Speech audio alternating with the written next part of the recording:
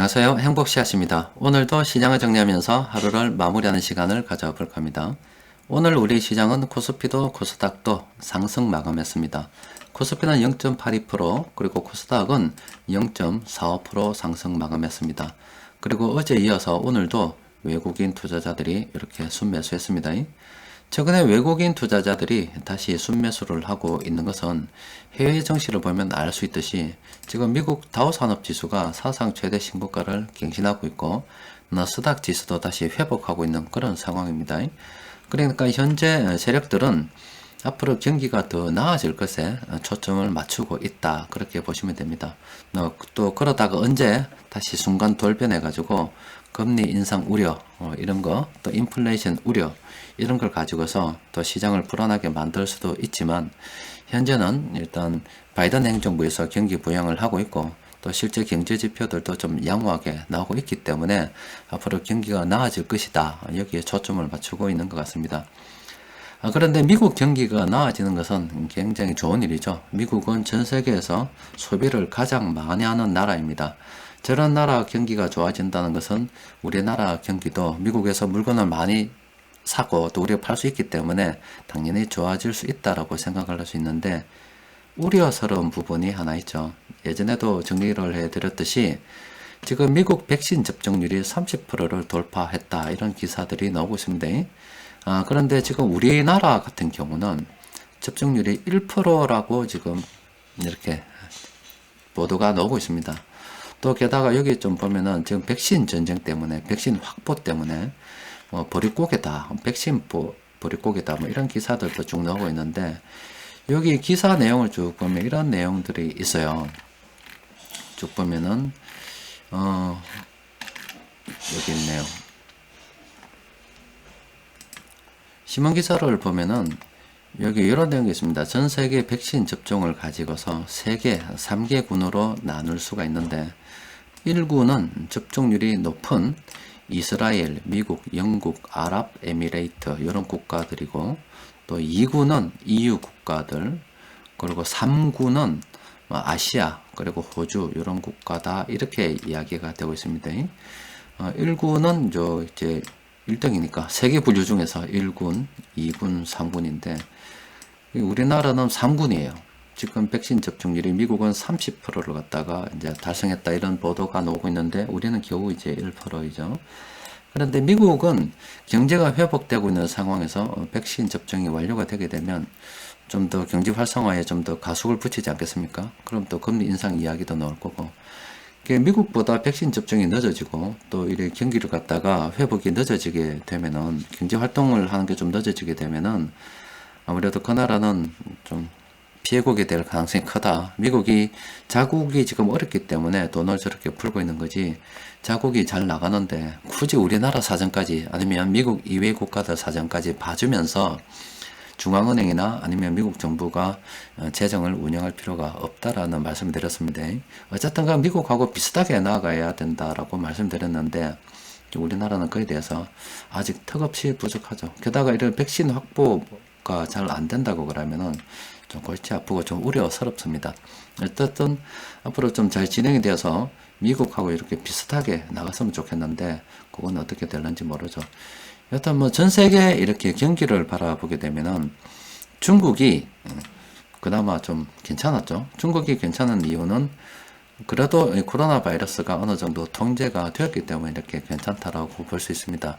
사실 세계 경제학자들이 중국 통계를 온전히 그대로 믿지는 않습니다. 왜냐하면 쟤들이 공산당 국가잖아요. 공산당 국가 되다 보니까 체제 홍보를 위해서 또 권력 유지를 위해서 뭐 여러 가지 목적으로 또 집계, 나라가 워낙 넓어서 집계 시차가 또 발생된 경우도 있고, 하여튼 여러 가지 이유로 해서 이 중국의 지표는 뭐 그냥 참고로만 하되 온전히는 믿지 않는 그런 분위기입니다.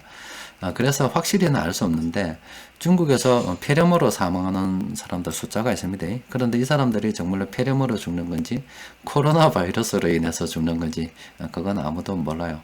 어쨌든 뭐 중국이 없다고 하니까 지금 없다고 믿는 거고, 또 중국이 실제 경제가 이렇게 돌아가고 있기 때문에 그런 같다라고 생각하는 겁니다.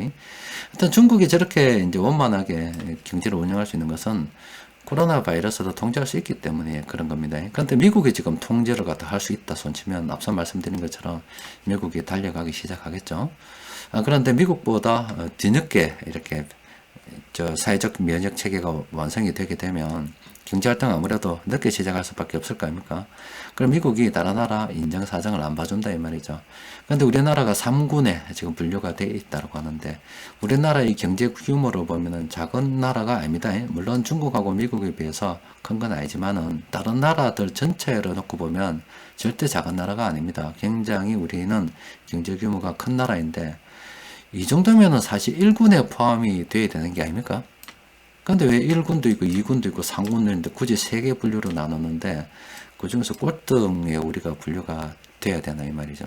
그렇다고 해서 중국이나 러시아처럼 백신이 따로 있는 것도 아니고 우리는 질량 다른 나라에서 들고 와야 되는 입장인데 이렇게 봤을 때는 뭐 저 개인적인 생각입니다. 저는 그동안 이 정부에서 K방역이라고 자랑이나 실컷 해대다가 좀 우쭐대다가 좀 시기를 놓치지 않았나, 좀 해태하지 않았나, 업무를 좀 해태하지 않았나, 저는 그래 생각합니다. 뭐 제 생각입니다. 아무쪼록 미국하고 비슷한 보조를 맞춰서 미국이 경제를 갖다 본격적으로 돌릴 때 우리도 비슷한 시기에 돌릴 수 있었으면 좋겠습니다. 만약에 미국이 본격적으로 경제를 돌리는데 우리는 아직 백신 접종이 어떻고 마스크 물론 백신 접종을 다 마치고 난 이후에도 마스크를 써야 된다라고 이야기는 하긴 하는데 경제 활동이 원활하지 않는다 그러면은 백신 접종이 이상하고 뭐 그렇다 그러면 그거는 언젠가는 뭐 국정조사 한번 해서 밤에때기 난리 나면 좀 난리 안 되겠습니까? 국민을 갖다가 가지고 놀아도 대충 가지고 놀아야지 이런 걸 가지고 놀면 안 되지 않겠나 싶습니다. 자, 이렇게 된 김에 전 세계 요 주식시장이거든요. 주식시장을 보면서 경제를 좀 살펴보도록 합시다.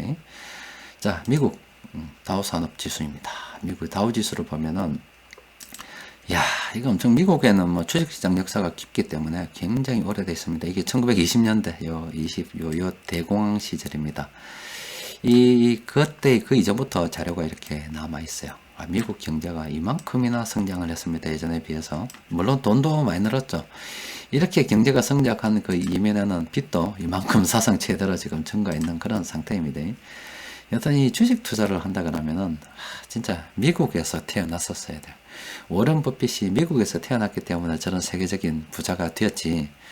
또 앙드레 코스톨라니도 미국에서 주식 투자를 했기 때문에 물론 유럽에도 투자했지만 저렇게 세계적인 투자자가 되었지 다른 나라에 투자했으면 택도 없었을 겁니다. 아무쪼록 뭐 우리 자녀들은 이런 큰 무대에서 놀면서 우리 한국으로 돈을 좀 벌어왔으면 좋겠어요. 하여튼 미국 시장이 사상 최대 신고가를 저렇게 달리고 있습니다. 일본 주식 요거는 나스닥이고요. 나스닥도 좀 잘 나가고 있는 그런 상황이죠.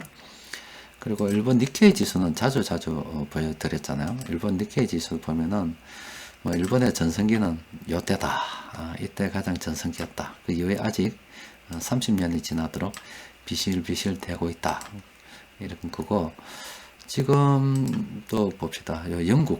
영국은 일본을 그때 이때 1985년도 프라자합의 때 좀 잡아 묶어두고 난 다음에 요 90년대 이후에는 또 유럽연합이 출범을 했다 아닙니까? 유럽연합을 그 득택을 톡톡히 봤다라고 볼 수 있죠. 하여튼 2000년대 영국이 가장 잘 나가던 시절이었고 그 이후에는 뭐 비실비실거립니다. 이래 비실비실거리니까 유럽연합을 탈 때 하니 많이 그런 소리가 나왔었던 겁니다. 자, 독일 같은 경우도 보면은 지금 사상 최대 신고가를 달리고 있습니다. 유럽연합을 갖다가 구성을 해서 가장 수혜를 많이 보고 있는 국가가 바로 독일이 아닐까 싶습니다. 그러니까 영국이 뿔났지요. 저것도 좀 무해야 되는데 독일이 다 먹는 것 같으니까 영국이 굉장히 뿔이 나 있는 그런 상황이 아닐까 싶어요. 자, 다른 나라들도 본 김에 좀 더 보도록 합시다. 자, 프랑스 같은 경우도 영국하고 비슷한 시기에 뭐 가장 잘 나가다가 그 이후에 비실비실 되고 있는 뭐 그런 상황입니다. 자, 그리고 좀 더 봅시다. 본 김에 이탈리아는 끝나보십니다. 이탈리아는 저기 유럽연합 출범하고 난 다음에 초반에 좀 혜택을 좀 보는 것 같다가 끝나봤어요. 지금 99년도 2000년대 초반에 좀 잘 나가다가 2007년도 전 세계 거품이 있을 때 좀 나가다가 뭐 완전한 유럽 재정 위기 이후에 완전히 막 내려앉아가지고 이래 된 거예요. 이래 된 거는 국민들이 흥청망청 돈을 써서 그렇죠. 그 유럽 연합이 이런 식으로 돼 있다 그러면 저 위쪽에 독일이 있고 아래쪽에 남유럽 국가들이 여기서 재정 위기가 발생된 거 아닙니까? 뭐 그리스, 이탈리아, 스페인, 포르투갈 이런 국가들인데 유럽연합이 하나로 묶이다 보니까 상대적으로 물가가 산 이런 나라로 돈이 많이 갔죠. 또 사람들이 또 놀러도 많이 가고 이 나라는 뭐 특별하게 한 게 없는데 저거 입장에서는 특별하게 한 게 없는데 또 기후도 지중해라서 좀 괜찮고 해서 돈이 막 밀려오다 보니까 아이고 좋다 막 돈도 들어오고 좋네 하면서 그때 얘들이 어떤 선택을 했어요. 복지를 했죠. 복지를 하고 또 그리고 공무원들 뭐 아니면 일반 직장인들 퇴직연금을 갖다가 뭐 엄청 줘봤다 아닙니까? 다 쓰라 하고 다 줘부십니다. 저거가 잘해서 돈이 들어온 게 아닌데 돈 들어오니까 잘해서 들어온 건 줄 알고 흥청망청 쓰다가 유럽 재정 위기 이후에 지금 이래 나라 죽어본 겁니다. 이게 있을 때 좀 아껴 써야 되는데 까불마 저래 됩니다. 저런 거는 좀 본받지 않았으면 좋겠어요. 아까 전에 스페인도 좀 봐야 됩니다. 자, 스페인은 그래도 이탈리아보다는 조금 양호한 그런 상태죠. 여기 2007년도 전 세계적인 거품이 일어날 때 이래 잘 나가다가 그 이후에 뭐 다시 죽어붙죠. 이것도 유럽 재정 위기 이후에는 끝나붙잖아요. 유럽 재정 위기 이후에는 끝나가지고 아직도 지금 회복하지 못하고 있는 그런 상황입니다. 스페인도 뭐 앞서 말씀드린 것처럼 유럽 연합이 구성이 되고 난 다음에 돈이 다른 나라에서 막 밀려오다 보니까 독일은 저거 나라 물건 팔아오니까 계속 돈 버는 거고 영국은 삐끼지요. 저거 건 안 사주고 독일 거만 사주니까 삐끼가지고 유럽 연합 나가니만이 극하고 있는 거고 이 스페인도 다른 나라에서 사람들이 워낙 많이 오고 그러니까 부동산 엄청 났었잖아요. 영국도 별장 가지고 했으니까 사람들이 막 돈 들고 들어오니까 좋다고 흥청망청 쓰다가 또 저래 대아프십니다.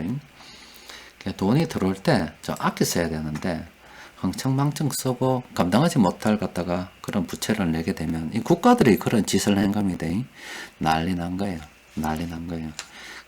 경제 규모를 보면서 생활 수준을 맞춰야 되는데 가정이나 국가나 마찬가지입니다. 자기가 들어오는 규모를 갖다가 어느 정도 좀 생각을 하고 지출을 해야 되는데 버는 건 생각 안 하고 이 새끼들이 막 때려 쓰면은 거꾸라지 나는 거예요. 지금 우리나라도 부채가 늘어나고 있죠. 예, 기대됩니다. 앞으로 어떤 세상이 펼쳐질지 기대됩니다. 나중에 빵말대기 세릴 놈들 많지 않겠나 싶습니다. 자, 일단 오늘 시장 수급을 살펴보면은 전기전자와 운송장비 쪽으로 돈이 많이 들어왔습니다. 자, 전기전자 운송장비 또 앞으로 경기가 좋아진다 그러니까 저렇게 간 거예요. 간 건데 요건 조금 이따 이야기하고 지금 오늘 시장에서 조금 조심해야 되는 종목 먼저 좀 보고 이야기하도록 합시다. 지금 요 종목들 S&T 홀딩스, 삼천리 자전거, 그리고 현대 퓨처넷, 그리고 팜스토리, 화일약품 이런 종목들은 지금 단기 고점으로 분석이 되고 있기 때문에 좀 조심해야 됩니다. 그리고 오늘 수급 분석표 검색을 통해서 검색된 종목들 아무래도 전기전자 쪽으로 그리고 운송장비 쪽으로 많이 있겠죠. 이거 좀 살펴보면은 이렇습니다. 일단 이 종목들 중에서 현대차, 여기 현대차거든요.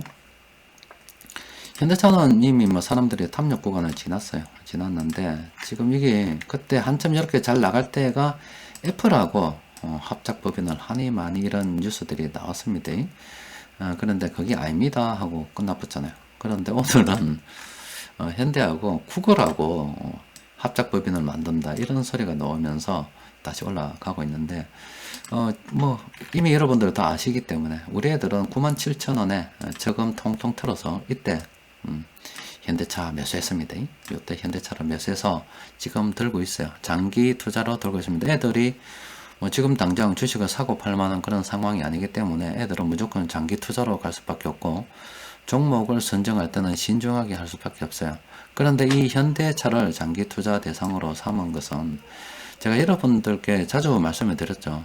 지금 자율주행이 점점 이렇게 확산이 되게 되면은 사람들이 운전대를 잡을 필요가 없어요. 그러니까 이게 운전하는 동안에 쉴 시간이 많아지죠. 차 안에 갇혀서 있게 됩니다. 그러면은 운전대 안 잡고 디스플레이를 보거나 아니면은 음악을 듣거나 영화를 보거나 다른 소비를 할 수가 있겠죠. 또 그리고 요즘 물류가 좋아져서 시스템이 좋아져 가지고 여러분들 뭐 밤에 주문을 하면은 그 다음날 아침에 이렇게 문 열면은 딱 택배가 도착해 있다 아닙니까?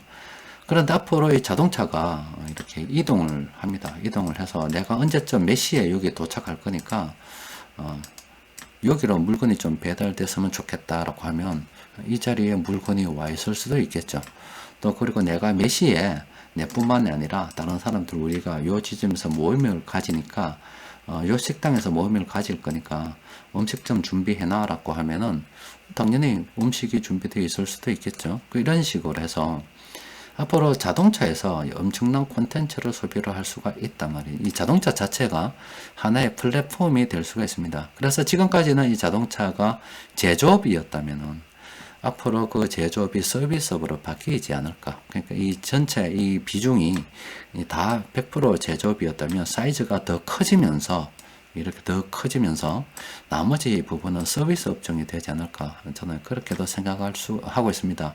그래서 이 자동차로 좀 긍정적으로 바라보고 있죠. 또 우리나라는 IT가 많이 발전해 있기 때문에 다른 독일보다도 더 나은 상황이 되지 않을까. 저는 그렇게 생각하고 있습니다. 그래서 우리 애들 이렇게 이때 중고요. 이때 이 현대차를 매수하라고 이야기했고 애들 실제 매수해서 들고 있는데 앞으로 뭐 우리 애들은 1, 2년, 3년, 4년 만에 팔 애들이 아닙니다. 적어도 10년 이상 들고 있어야 돼요. 그래서 저는 현대차를 뭐 긍정적으로 보고 있습니다. 단기적으로는 이렇게 뭐 팔고 뭐 어떻게 조절이 될지 몰라도 멀리 보면 괜찮지 않을까 싶어요. 또 그리고 제가 이렇게 이야기했다고 해서 여러분들 현대차 지금 매수하는 건 아닙니다. 이미 들고 있는 사람들 자기 성향에 투자 성향에 맞춰서 그렇게 접근을 하는 겁니다.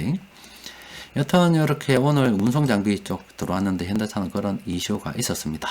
근데 이런 종목들은 그래도 좀 조심해야 돼요. 근데 참모들은 아직 현대차 보유하고 있습니다. 이 빨간색으로 된 거는 매도를 다 안 했단 말이에요. 분할 매도 중입니다. 신규 매수 입장에서 생각해 본다면은 이 아래쪽을 생각해 봐야 되겠죠. 이 아래쪽 업종들은 제가 주말에 꼼꼼하게 살펴보고 다음 주에 장중수급 분석 시간에 따로 정리해 드리도록 하겠습니다. 또 이렇게 어영부영 하다 보니까 3월달 지나고 4월달이 되고 또 금요일이 됐습니다. 시간 참 빠릅니다. 자, 여러분들 주말 잘 보내세요. 이상입니다.